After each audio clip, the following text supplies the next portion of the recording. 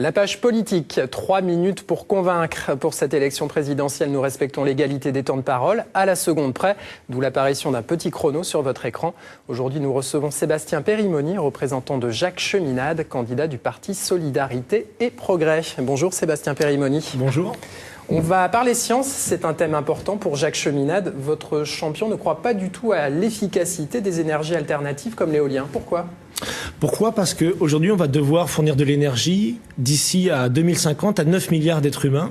Et l'énergie nucléaire ou le nucléaire du futur sera la seule énergie qui permettra de fournir suffisamment d'énergie. Contrairement à beaucoup d'autres candidats, vous croyez à l'avenir du nucléaire ? À l'avenir du nucléaire, le nucléaire de 4e génération. Pas malgré celui Fukushima. qu'on a, malgré Fukushima, qui est un problème, c'était une centrale de 2e génération qui aurait dû être remplacée depuis bien longtemps. Donc il y a un avenir du nucléaire. La 4e génération est à sécurité intrinsèque. Il ne peut pas y avoir de réaction en chaîne. Vous ne pensez pas le PR, pas de fusion du noyau. 3e génération, ça ne vous intéresse pas ? C'est une étape à un moment donné de l'histoire du nucléaire, mais il faut aller plus loin. Il faut toujours aller plus loin. Il n'y a pas d'issue qui ramène au passé. Retourner au moulin à vent, je viens d'arriver, là, il y en a partout dans la Somme. C'est inefficace et on ne fera jamais vivre une population. Il faudrait remplir toute la Belgique pour faire vivre que Paris, par exemple, avec des éoliennes ou des panneaux solaires. Donc on ne peut pas avoir une société qui soit avancée, qui soit basée sur des énergies qui sont très peu denses et qui produisent très peu d'électricité. Alors la 4e génération, c'est la fusion nucléaire contrôlée, quelque chose qui a priori est moins dangereux, mais qu'on ne sait pas encore faire efficacement. Alors la 4e génération, c'est pas la fusion thermonucléaire contrôlée, c'est encore de la fission, mais à sécurité intrinsèque.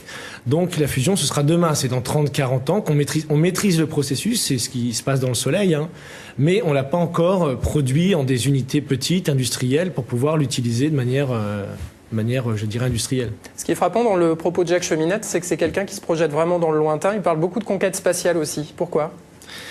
Parce que à un moment donné, il y a 30 ans, on a décidé qu'on allait faire une économie de service et une économie du court terme, une économie de la consommation, une économie du plaisir immédiat. Et on a arrêté tous ces grands projets qui avaient été lancés avec Kennedy, en France avec le TGV, l'aérotrain, il y en avait plein, le spatial en l'occurrence. Et aujourd'hui, on voit les conséquences. Aujourd'hui, on a une société qui s'est arrêtée. Mais ce sont des projets qui coûtaient très cher aussi. Ça coûte très cher, mais ça rapporte beaucoup plus. Donc à un moment donné, il ne faut pas toujours dire combien ça coûte, il faut voir combien ça rapporte. Et aujourd'hui, le programme spatial, c'est peut-être 3000 PME en France qu'on pourrait créer dans ce type de projet. Donc c'est le type de choses qu'il faut regarder, qu'est-ce que ça rapporte à la société.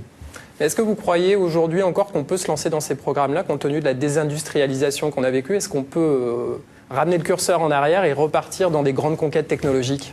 C'est pas simplement possible, c'est extrêmement nécessaire. C'est-à-dire qu'aujourd'hui, il y a une urgence d'abord. Il y a une urgence financière. Il faut mettre en faillite ce système financier qui détruit tout. Rien qu'aujourd'hui, vous voyez, le 16 avril, on vient d'autoriser un de ces machins financiers à spéculer sur la dette française. C'est-à-dire que des gens vont jouer 1 et vont gagner 20 en pariant que la France va s'écrouler, va tomber en faillite. Ça, c'est le monde dans lequel on vit.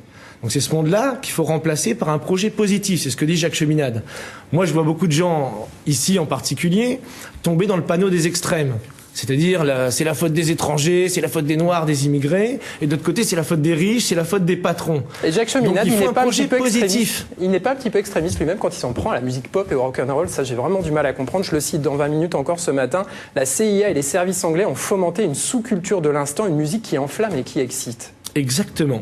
Vous croyez à ça ? Je crois qu'à un moment donné, il y a associé à la financiarisation de l'économie, du gain à court terme, de la spéculation, il a fallu une culture associée à ça. Et c'est vrai que les réseaux financiers ont financé une culture de l'immédiateté, de l'instant présent, du moi. 1 milliard de Chinois et moi, disait l'autre.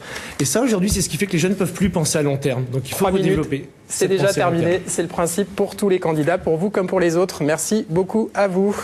Merci.